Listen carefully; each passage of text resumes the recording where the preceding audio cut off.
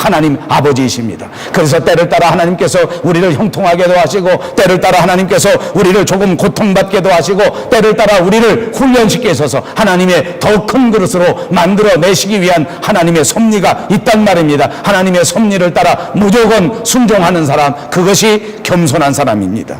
겸손한 사람에게는 하나님의 말씀이 있습니다. 말씀대로 산단 말입니다. 말씀을 따라갑니다. 아무리 내가 좋아하는 것이라고 할지라도 하나님의 말씀이 아니라 하면 즉시 멈추는 것입니다.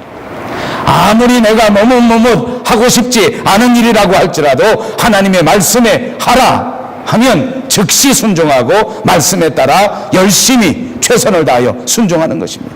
이것이 겸손한 사람입니다. 그러므로 여러분, 겸손한 사람은 매일매일 하나님의 말씀에 귀를 기울입니다. 하나님이 어떻게 말씀하시는가? 하나님이 무엇이라고 말씀하시는가? 그러니까 겸손한 사람은 다시 말하면 매일같이 하나님의 말씀, 성경을 읽는 사람입니다. 하나님이 어떻게 말씀하시는가를 알고 싶기 때문입니다. 하나님의 뜻대로 사는 것이 어떻게 사는 것인가를 알고 싶어서 그러는 것입니다. 그래서 매일매일 성경을 보는 것입니다. 여러분, 매일 성경 읽으십니까?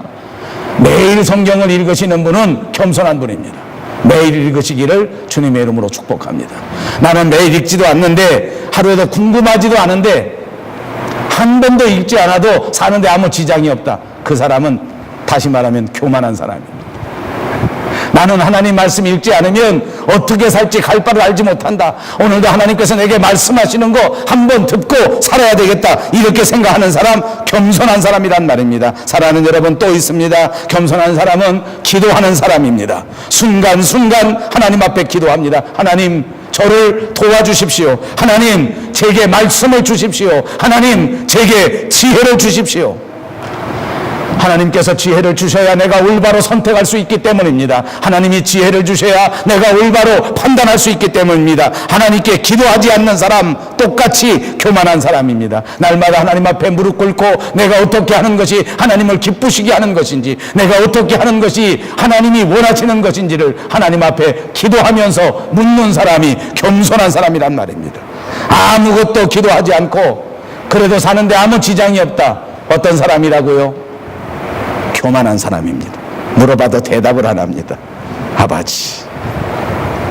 그래서 성경은 우리에게 쉬지 말고 기도하라 했습니다. 기도해야 하나님이 삶의 지혜를 준다는 것입니다. 그래서 날마다 하나님 앞에 기도하기로 결심하시기를 바랍니다. 날마다 기도는 축복의 열쇠입니다. 기도는 행복의 열쇠입니다. 기도가 인생의 열쇠입니다. 그래서 아침마다 일어나서 하나님 앞에 1시간 동안 기도하시기로 작정하시기를 주님의 이름으로 축복합니다. 교회 나와서 기도하시면 훨씬 더 좋습니다. 그런데 교회 나오시지 못한다 할지라도 하루에 첫 번째 시간 일어나자마자 1시간 동안 쉼을 쉬듯이, 호흡하듯이 하나님 앞에 먼저 기도하고 하루를 시작할 것이다. 이것이 겸손한 사람입니다. 이렇게 하는 사람 반드시 물이 높은 데서 낮은 데로 흐르듯이 하나님께서 계획해 놓으신 인생의 모든 은혜가, 모든 축복이 하늘에서부터 기도하는 여러분의 무릎으로 내려지게 될 줄로 믿습니다. 하나님의 사람의 세 번째 특징입니다. 그것은 바로 감사하면서 사는 삶입니다.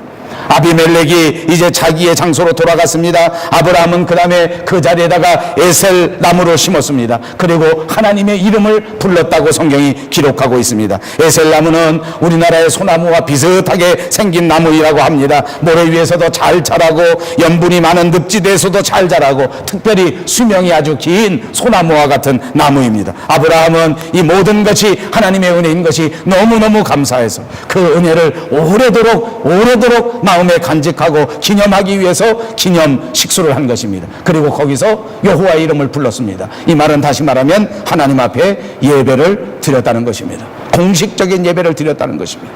여러분, 아브라함의 인생을 돌이켜 보십시오. 정말로 하나님 앞에 부름을 받고 여기저기 많은 나이에도 불구하고 그야말로 나그네 인생을 살지 않았습니까? 또 돌아다녔습니다. 수없이 많은 고생을 감당할 수밖에 없었습니다. 그런데 하나님께서는 이렇게 아브라함에게 동행하시고 함께 하셔서 이 많은 우여곡절이 끝나는 그 시점에서 하나님은 아브라함을 들어 크게 세워 주신 줄로 믿습니다. 이렇게 하나님이 세워주시는 때가 있단 말입니다.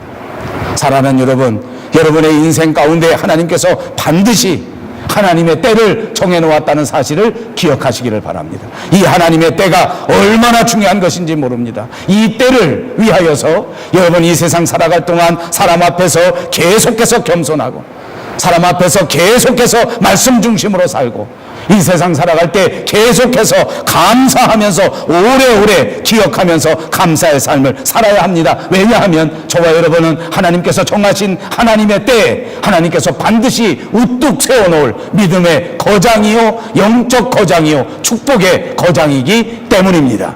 여러분, 여러분에게 약속해 놓으신 하나님의 약속을 결단코 땅에 엎어뜨리지 마시기를 바랍니다. 여러분을 위하여 계획해 놓으신 하나님의 위대한 비전을 결단코 물거품으로 만들지 마시기를 바랍니다. 그러기 위해서 겸손해야 합니다. 그러기 위해서 기도해야 합니다. 그러기 위해서 감사해야 되는 줄로 믿습니다.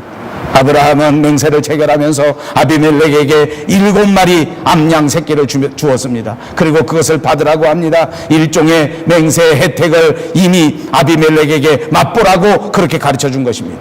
여러분 말씀드린 것처럼 아브라함과 아비멜렉은 사실 동등한 위치에 있는 것이 아닙니다.